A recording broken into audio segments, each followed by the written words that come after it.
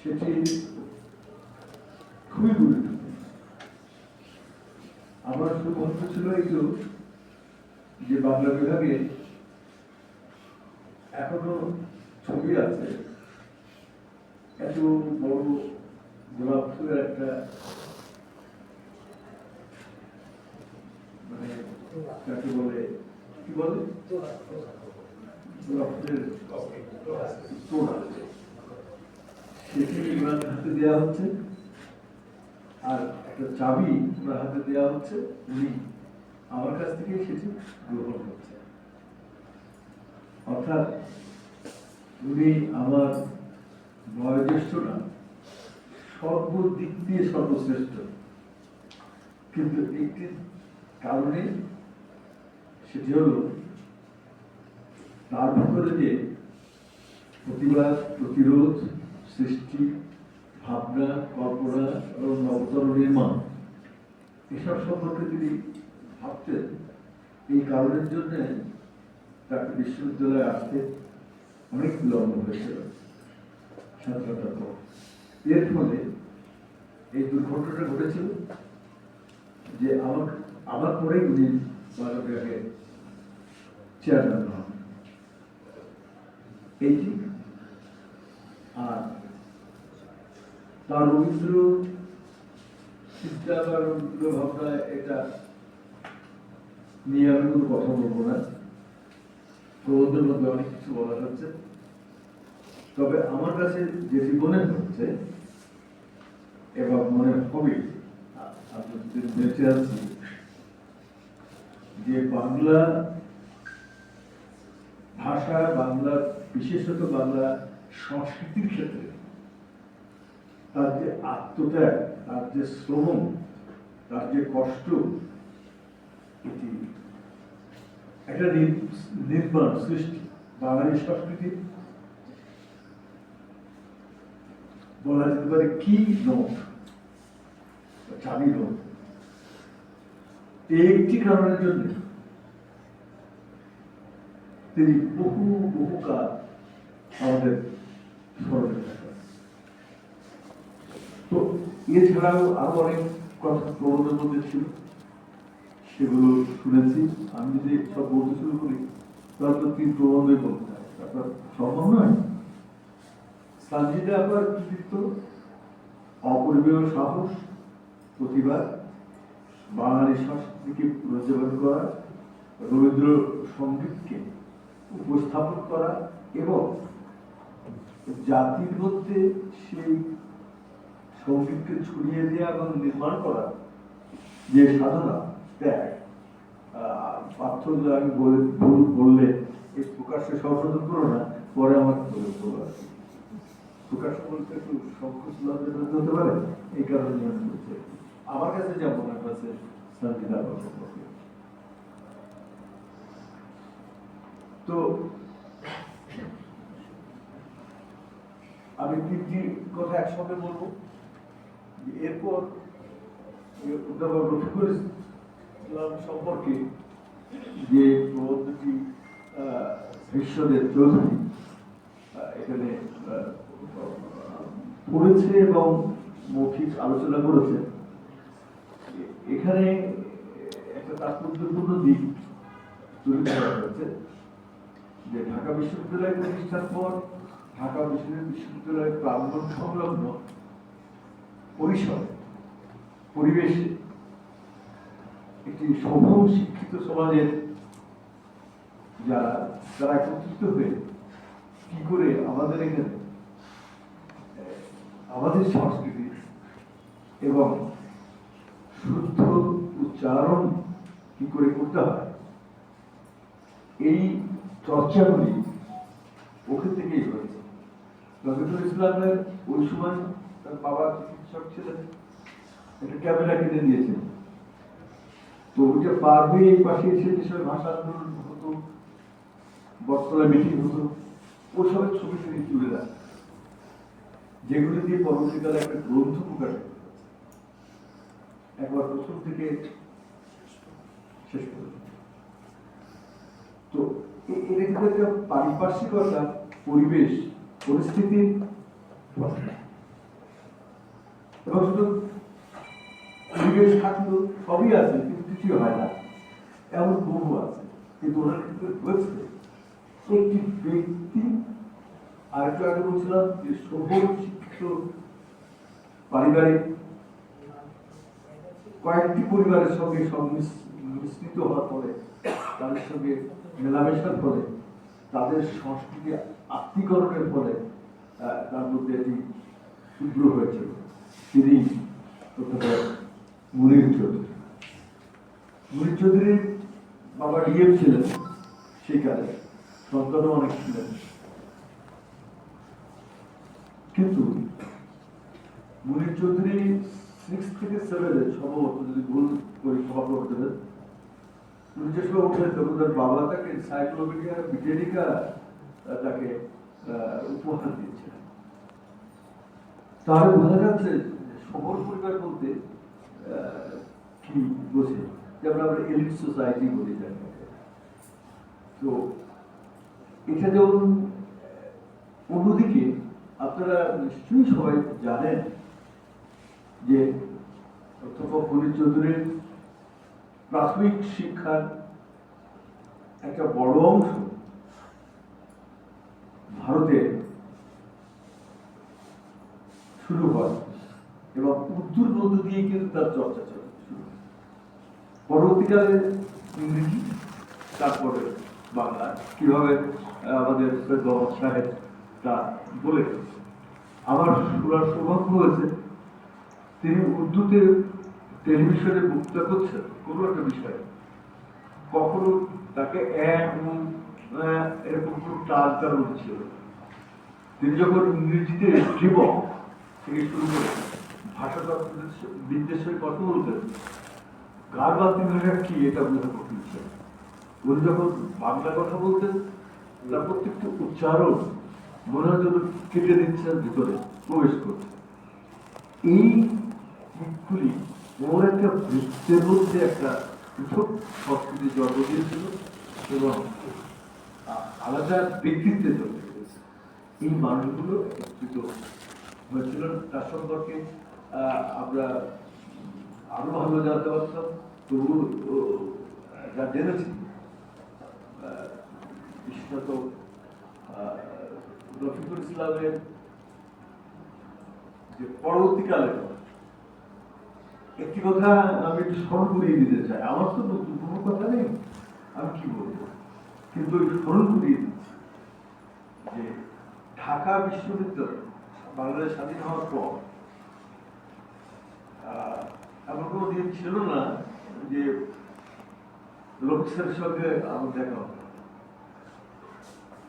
এমন কোনো সাধ্য পরিবেশ ছিল না যে স্যারের বাসায় আমি যাইনি। উদাহরণ থেকে এও শিখেছিলাম আবার সে উচ্চারণ। উনি বলতেন, এই পান খেতে খুব পছন্দ করতেন সন্ধ্যার পরে। এটা নজরুলের কাছ থেকে পেয়েছে কিনা জানি না, নজরুল উনি বলতেন, এই জারদা নিয়ে এসো, জারদা। এই উচ্চারণের জি এবং যে এই উচ্চারণগুলো বাসায়, সেটা কিন্তু বাইরে না, একেবারে পারিবারিক পরিবেশ কথা। এটাও একটা সবল পরিবেশ। তো ঢাকা বিশ্ববিদ্যালয়ে বাংলা বিভাগে সাংস্কৃতিক যে উন্মেষ, সাংস্কৃতিক যে কর্মক্রিয়া, সাংস্কৃতিক যে উদ্যোগ, সংস্কৃতিকে যে বিস্তৃতি ঘটানো, তরুণ ছাত্র এবং তরুণ ছাত্রদের মধ্যে যে একটি মিথস্ক্রিয়া তৈরি করা, এটা সম্পূর্ণ দায়িত্বটাই কিন্তু ছিল অধ্যাপক রফিকুল ইসলামের। তিনি এটা করতেন। এই সঙ্গীত দলের কথা ছিল, তিনি পিকনিক বা পিকনিক শুধু না, চর্যাপদের যে শতবর্ষ, হাজার বছরের যে ইতিহাস, গান, সেখান থেকে যে অনুষ্ঠানটি বাংলাদেশকে নাড়িয়ে দিয়েছিল এবং বাংলা ভাষা, সংস্কৃতি এবং বাংলার বিশেষ স্বাধীনতাকে অনেক দূর এগিয়ে দিয়েছিল। অনেকদিন ধরে বাংলা বিভাগ হয়েছিল, সমস্ত ঢাকার শহরের লোক সেটা সূর্যাস্ত। এর অন্যতম উদ্যোগ যারা গ্রহণ করেছিলেন রফিকুল ইসলাম, এরা সবাই মিলেই কিন্তু এই কাজ করে। বাংলা বিভাগ বাংলা সংস্কৃতি করে অনির্দিষ্ট ভয়ঙ্কর যে ক্রোধটা চারদিকে ছড়িয়ে যাচ্ছে, তার পেছনে ছিল কিন্তু এইসব ব্যাপক বিস্তৃত এক ইতিহাস। এবং এইসব ইতিহাসের ধারক, পাঠক এবং নায়ক নিয়েই একটু আগে এখানে প্রবন্ধ পড়া হলো। আনিসুজ্জামান স্যার সম্পর্কে তো জানি, কিন্তু আজকে আপনারা অনেক কিছু জানতে পারলেন। তার ছাত্রকালে ঢাকা বিশ্ববিদ্যালয়ের যে বৈশিষ্ট্যগুলো ছিল, কৌতুকগুলো ছিল, সাহেব উপস্থাপনের ক্ষেত্রে খুব কৌতুক প্রিয়। যার মধ্যে কৌতুকই নেই, ও কথন ভঙ্গির মধ্যে একটা কৌতুক। আবার অনেক সময় আছে যে খুব গুরুত্বপূর্ণ কথাটা খুব দ্রুত অল্প কথায় বলে সে চলে। এই জন্য ও তার সম্পর্ক পড়তে গেলে ওর লেখাগুলোকে একাধিকবার করতে হয়, কারণ প্রয়োজনীয় কথাগুলো ভুলে যেতে হবে আর ভোলা কথাগুলোকে অনুসরণ করতে হয়। তো এর মধ্যে অনেক তথ্য আমি লক্ষ্য করেছি যে এর সবাই কিন্তু তখন উল্লসিত হচ্ছে, আনন্দিত হচ্ছে, মানে খুব সিরিয়াস ডিসকাশনের মধ্যে খোলা হওয়ার মতো মনে হচ্ছিল আনিসুজ্জামানের ছাত্র জীবন। তো আনিসুজ্জামান সম্পর্কে এত জ্ঞান বা অভিজ্ঞতা আমার নেই, যা কিনা আছে। তবে দূর থেকে দেখেছি, শুনেছি, জেনেছি। তবে আমার একটা স্মৃতি মনে আছে যেটি সারা জীবন মনে থাকবে এবং আমাকে কেউ জিজ্ঞেস করলে বই ঠিক। সেদিন ছিলেন মোহাম্মদ আব্দুল হাইয়ের মৃত্যুদিন। মারা গেছিলেন প্রবল বৃষ্টি, এই যে কয়েকদিন আগে যেমন বৃষ্টি হয়েছিল ওরকম বৃষ্টি। আজিমপুরে তার সমাধি করে আমরা ফিরলাম। এর মধ্যে দ্বিতীয় ঘটনা যেটি, সেটি হল আনিসুজ্জামান স্যার ওই দিন চট্টগ্রাম যাচ্ছিলেন তার নতুন কর্মক্ষেত্রে, কিন্তু কুমিল্লার ওখানে গাড়ি স্কিড করে পড়ে অ্যাক্সিডেন্ট করে ওনার গলার ভেঙে ব্যাক করে চলে আসে। ভাবি আছে, তুমি জানেন। তারপরে আমরা আবার স্যারের বাসায় এলাম। স্যারের বাসায় এসে আমি স্যারের পাশে আছি, তো একটু ঘাড়টা ফিরে তাকিয়ে আমাকে বললেন, ওখান থেকে সিগারেটটা বের করলাম, তাহলে আমাকে একটু ধরিয়ে দাও, পড়ানো ভাঙা তো পাচ্ছি। তো তাই তো আমি বলি, আর সঙ্গে সঙ্গে কথা বলতে বুঝলাম স্যার মুসলিম বাংলা সাহিত্য বইটার নাম অন্য হতে পারতো না। আমার তখন মনে হলো ওটা কেবলমাত্র একটি সিগারেটের ধরিয়ে দেওয়া নয়, ওর মধ্যে যে বোধহয় আমি ভিন্নতর একটি ইঙ্গিত করেছিলাম, যে ইঙ্গিতের পঙ্গবাদ আমাদের আকাশে বাতাসে গাছে নানা জায়গায় বিস্তার লাভ করেছে। তো এই তো না না আর তো কেউ নাই আমাদের, তো আমার ক্ষেত্রে তো যে আমার যারা এই আয়োজন করেছেন তাদের প্রতি আমার কৃতজ্ঞতার কোনো শেষ নেই। কিন্তু আমার কয়েকটা প্রস্তাব আছে, সেটি আমি একটু বলতে চাচ্ছি। আমি মনসুর মুসা, আমাদের তো বয়স হয়ে গেছে, তো এখন এই বয়স হয়ে যাওয়ার ফলে এতগুলি আলোচনা একদিন হওয়ার ফলে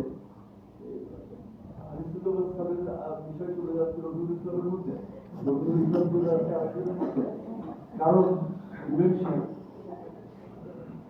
সবার জন্য আমাদের মতো কতিপয় ব্যক্তি যদি ব্যক্তিগুলো স্বীকার করা যায়। তো তাহলে আমরা একটু আগে বুঝতে হবে। আমি একটু প্রস্তাব করতে চাই, এখানে যারা আপনারা আছেন বাংলাদেশের বর্তমান আচ্ছা, এই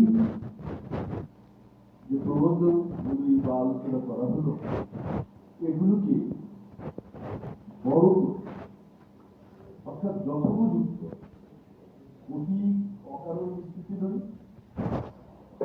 আবার এমন কিছু না যে বর্জন করা।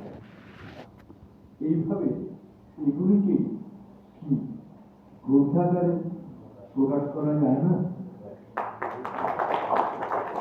যদি যায় যেত তাহলে স্থায়ী একটি রূপ নেব। শুধু আর না, আরো তো অতীতে আছে, যেমন এই যে আমাদের বাল্যকাল, তাতে উন্নতারও আছে, তাই না? মহান গুরুজন তার সঙ্গে আলোচনা হয়নি, এরকম আছে এবং আরো সংখ্যা হবে, তাই না? আমি যদি স্মরণ মধ্যে পৃথিবী থেকে চলে যাবেন এমন কোনো ঘটে যেতে পারে।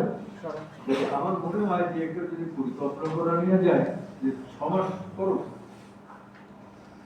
এর 3জনকে নিয়ে আলোচনা করে তাকে বলা হবে আপনি যথাযথভাবে দেখে অল্প পড়েন এবং আমাকে পুরস্কার থাকবে। কারণ আমাদের এখানে সাহিত্য পত্রিকা যে প্রকাশ করা হয় বা অ্যালামনাই থেকে যদি এটা অর্গানাইজ করা যায়, তাহলে আমার মনে হয় জাতি উপকৃত হয়। এটা আমার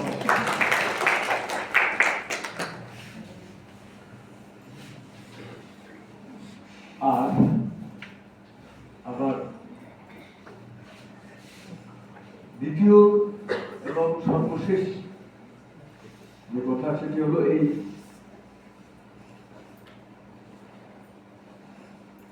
জীবন মানে সময়।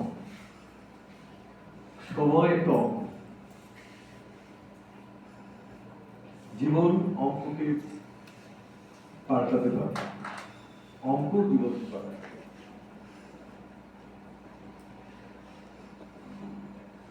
আমরা বললাম শুদ্ধ প্রয়াত, প্রয়াত কোথায়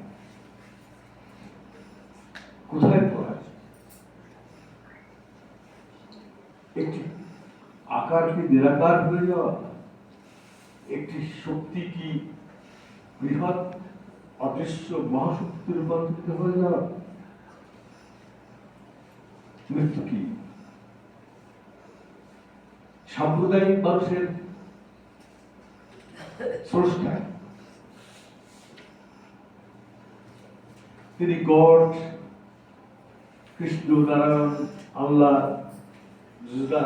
অনেক কিছু হতে পারে, কিন্তু মানুষের একটি মৌলিক অধিকার আছে, যে অধিকার কোন স্রষ্টার কেড়ে নেওয়ার নাই, সেটা হল তার মৃত্যুর অধিকার। আজও পর্যন্ত কাউকে কোন ঈশ্বর বাঁচিয়ে রাখতে পারে। যদি তাই হয়, আমি যদি ছোট করে একটা প্রশ্ন করি,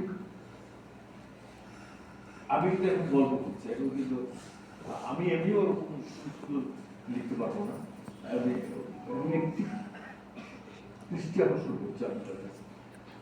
সেটি হল মহেঞ্জোদারোতে নীল পাথরের অসাধারণ একটি গলায় দেয়া হার তৈরি করে, যারা আর্কাইভস এগুলো অনুসন্ধান করেন তারা পেয়েছিলেন, কিন্তু তারা কিন্তু এটা কিছুতেই বলতে পারেননি এটি কে তৈরি করেছে, কে তৈরি করেছিল। তাহলে শিল্পীর নাম নেই, শিল্পটাই রয়ে গেল।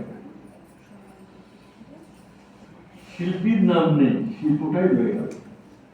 আমি যদি ওখান থেকে একটা টান দিই, যে টানটা আঁকাবাঁকা হয়ে যাবে, তাহলে দেখা যাবে যে রবীন্দ্রনাথের সেই ছোট্ট কবিতাটি, অত ছোট না, আমারই সোনার ধানে সব যখন তুলে দিচ্ছে তখন আমাকে করুণা করে নাও, কিন্তু সে জায়গা নেই। তাহলে কি থাকে? সময় সৃষ্টিকে রাখে, স্রষ্টাকে, সৃষ্টিকে রাখে। মহাকাল এটি করছে আজ পর্যন্ত।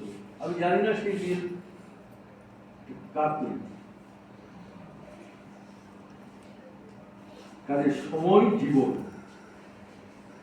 সময় রূপ অরূপ অনন্ত হয়ে অনন্তের বৃহৎ অনন্তের মধ্যে হারিয়ে যায়।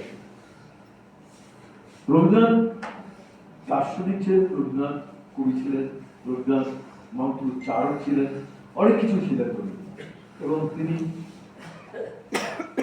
খুব বেশি আট বলেছিলেন যে আজ হতে 100 বর্ষ পরে কে তুমি পরিচয় বসি আমার কোনো।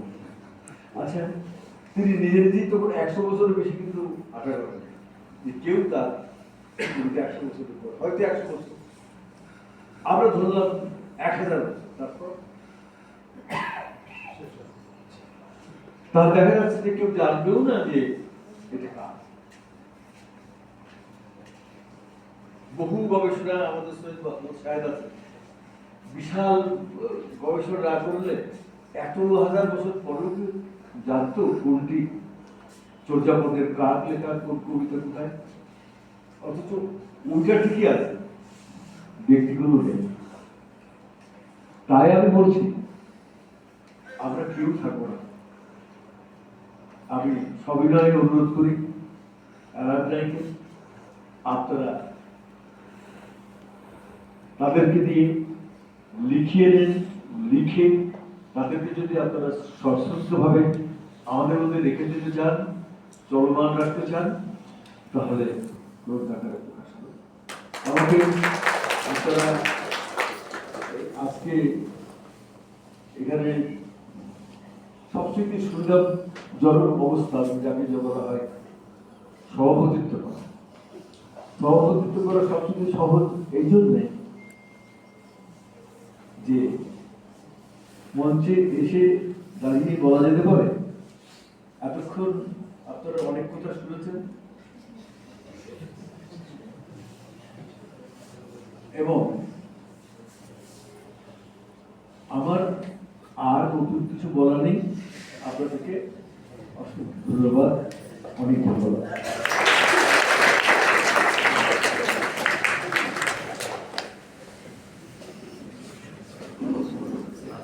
শ্রদ্ধা ও ভালোবাসায় আমরা স্মরণ করছি আমাদের বিভাগের আমাদের।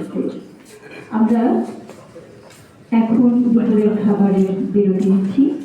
আমাদের দুপুরের খাবারের ব্যবস্থা করা